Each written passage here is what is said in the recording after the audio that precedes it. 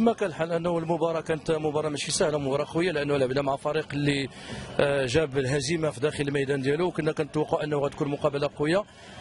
لكن الحمد لله استعدينا لما فيه الكفايه طيله الاسبوع، وحطينا اللاعبين وحطيناهم هذه النقاط، لانه الفريق اللي كيجي هو منهزم داخل الميدان ديالو، فكيحاول ما امكن انه باش يحاول يغطي على الهزيمه ديالو. وكانت مقابله قويه، واللاعبين ديالنا بكل صراحه قاموا باداء جيد وجابوا 3 نقاط، وكنهنيوهم وكنهنيو الجمهور ديال الدشيره اللي صراحه كنهوا به، لانه قام بواحد الدور كبير وشجع اللاعبين، والحمد لله وهنيئا للاعبين وفير بلاي بور الفريق المنافس. الهدف ديالنا اننا نشرفوا الفريق ونشرفوا المدينه، وتكون يعني بدايه تكون مشرفه، ويكون موسم جيد احسن من الموسم الماضي.